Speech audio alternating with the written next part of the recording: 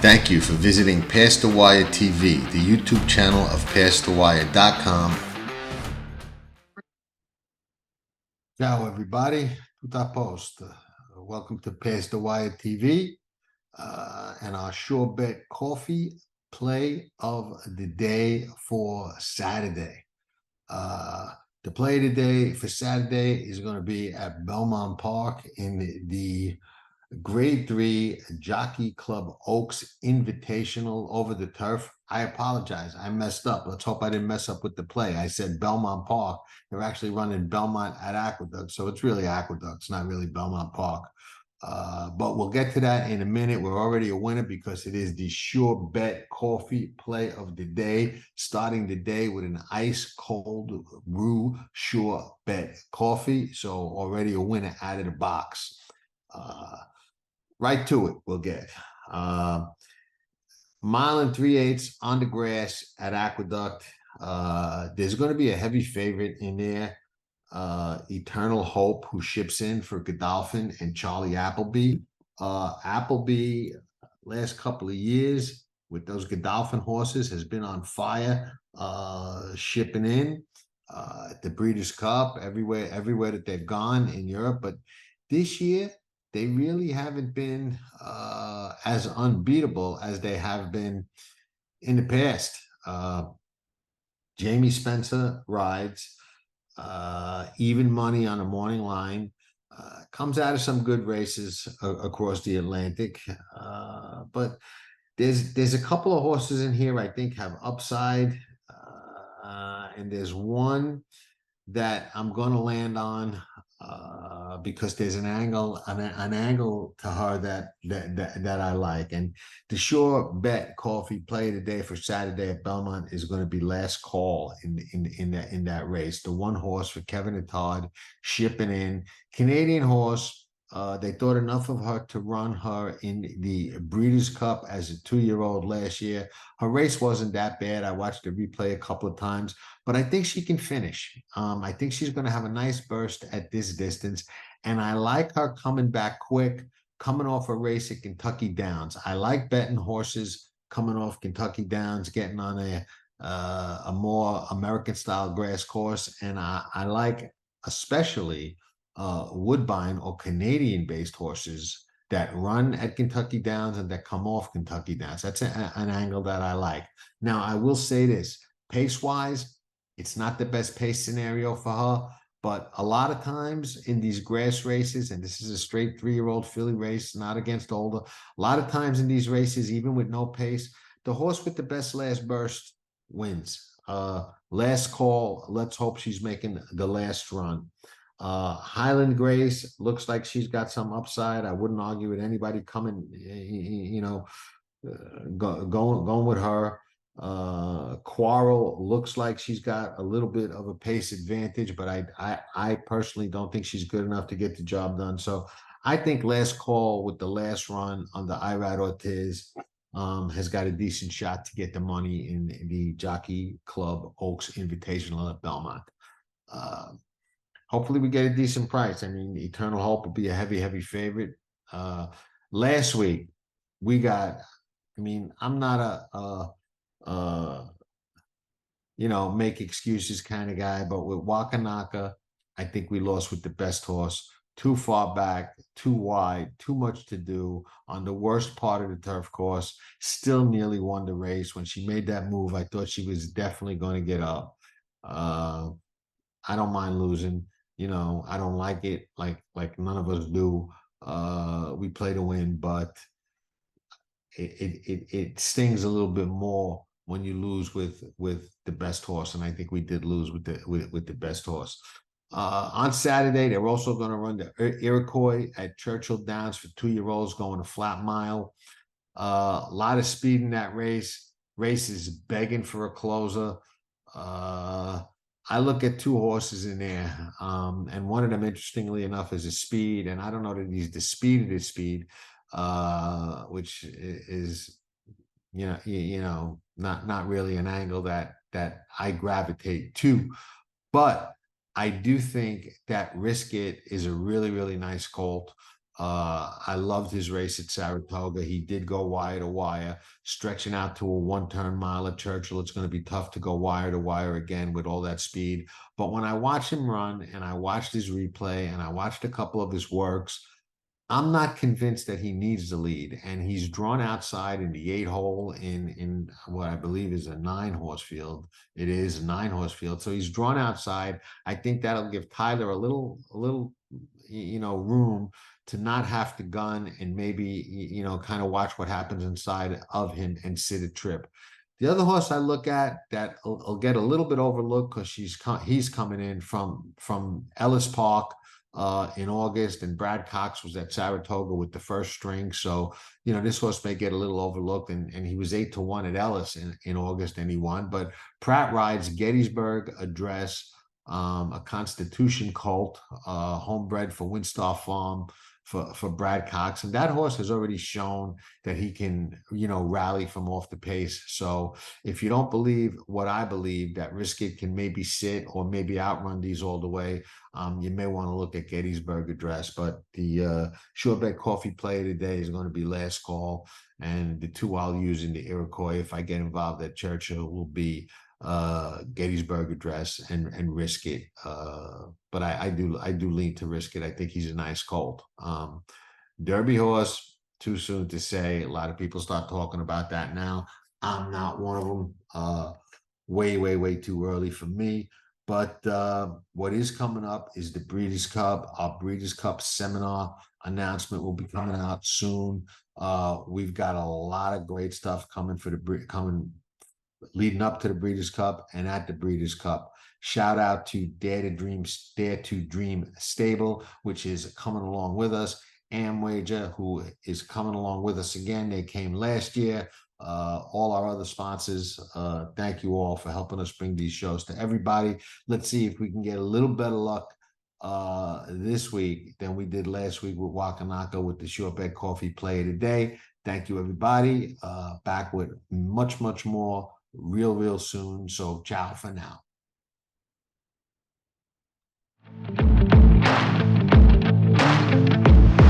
Now, probably to me, the most intriguing horse in the race, Arabian Night, who I thought was probably one of the best 3-year-olds early in the year. Feel for the $1 million FanDuel Pacific Classic sent on their way. On the inside, Go Rocket Ride broke beautifully and goes straight to the lead. Being joined now by Arabian Night. 2 favorites, 1-2 in the early going. Arabian Night is the last, and maybe mirror on the wall. Who's the fastest one of all? At the end of the day, it just might be Arabian Night if he goes forward as much as I think he can off that 1 3/4. It's Arabian Night hanging on. Go Rocket Rider. Arabian Night has won the Pacific Classic.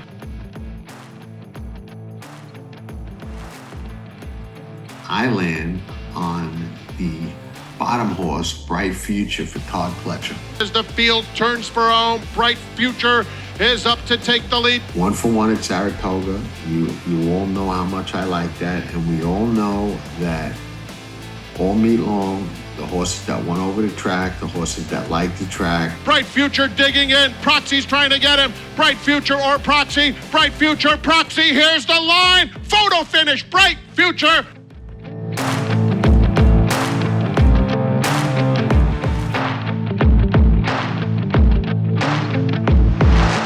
It will be good horses, good races.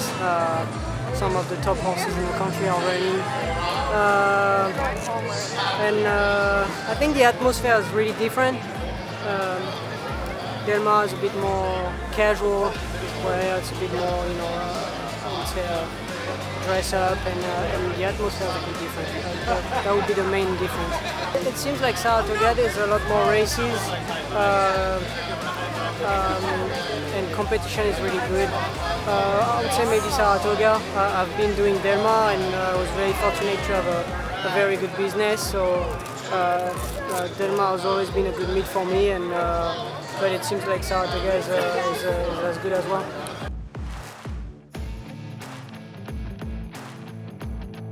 I don't think it'll be fair to put Flightline as a benchmark because he was just a pure talent, smart horse. He had everything and above. So I don't think it'll be fair for the other horses. But I've been lucky to ride very good horses after him, and it's always a pleasure to ride those kind of horses. Obviously, Flightline was extremely talented.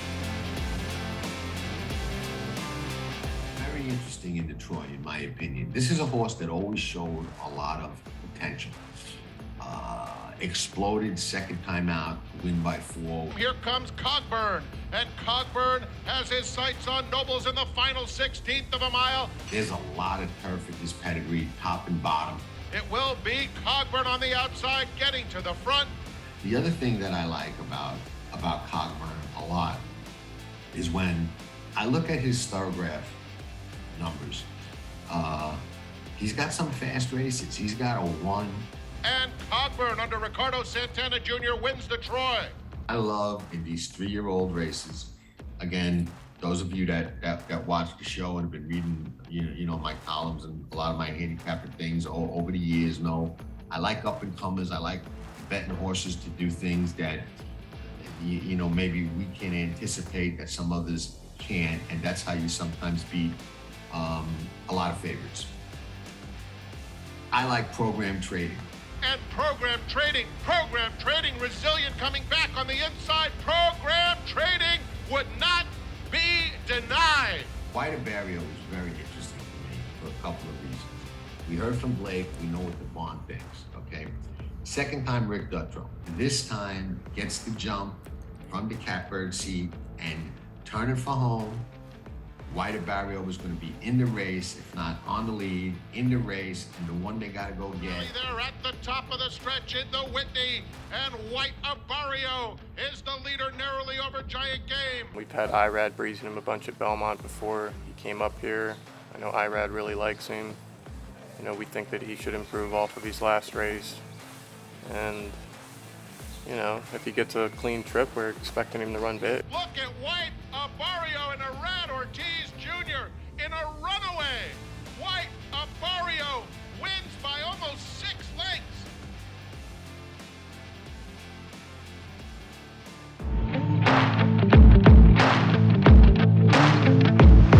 Rhyme schemes on the outside, the bottom horse for Norm Cassie.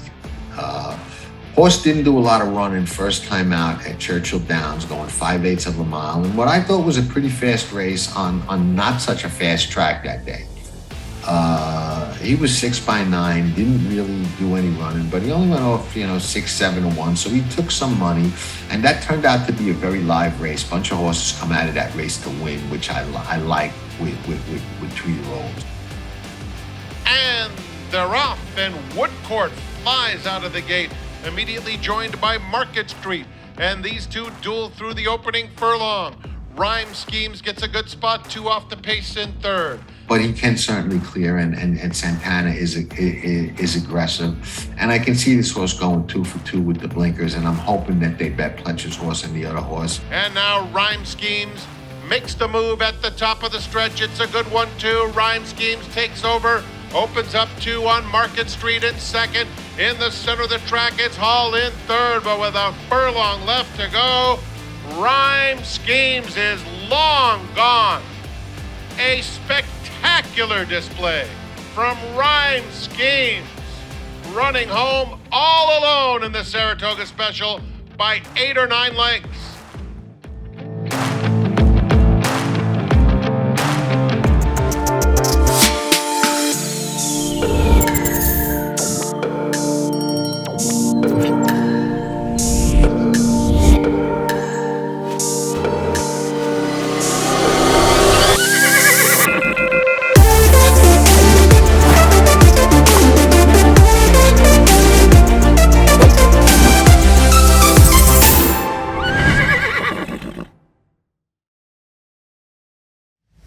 Tracking trips with Pick 6 King John Stetton.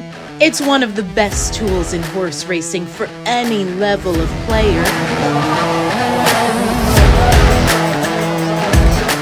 It's your second set of eyes, spotting troubled trips, betting angles, track trends, horses to watch, and favorites to fade, 10 figs, ticket structure, and more. At Tracking Trips, you're a friend with benefits. Not a member? You must hate winning money. Join Tracking Trips now. Visit PastTheWire.com and we'll see you in the winner's circle. Remember, nobody does it better. Frankie Dettori. Ciao, Frankie. Tutto a posto. Tutto a posto. Yes, that's a good start. So you haven't lost your Italian. Frankie Dettori, legend, world-class jockey, one of the best ever to sit in the saddle, ambassador to the sport of kings. Meet Frankie during his fanfare like never before, only on Past the Wire TV.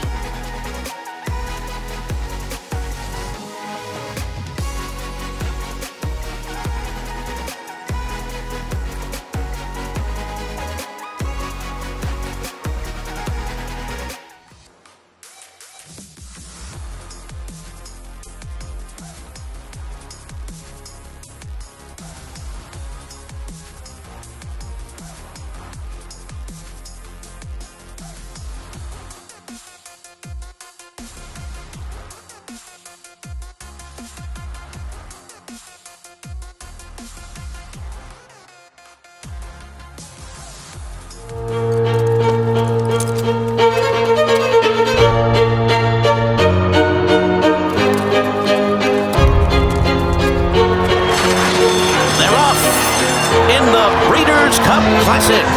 Vino Rosso has taken the lead, and it's a vintage performance by Vino Rosso.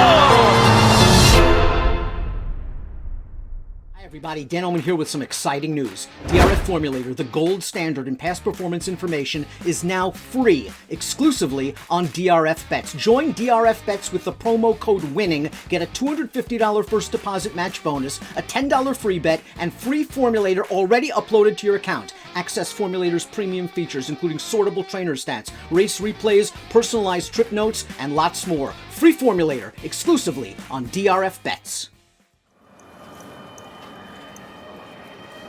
It is here, the big day, the day almost all of us in horse racing wait for, Breeders' Cup Saturday. It looks like we're going to see some really impressive races on Saturday.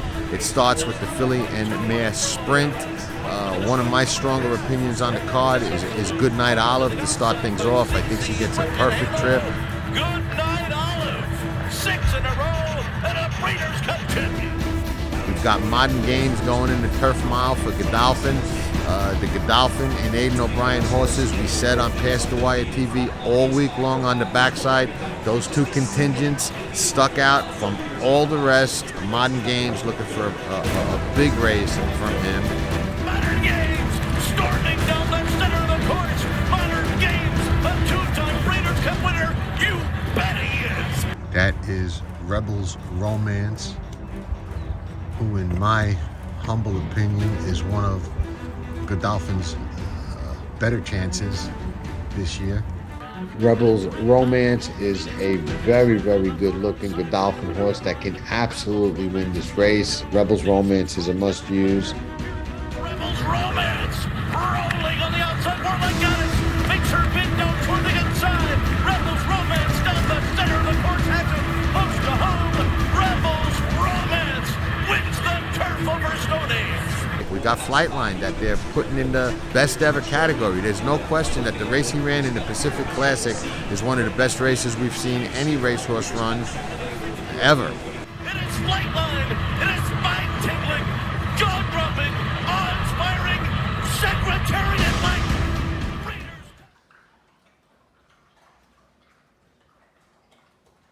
Does it better.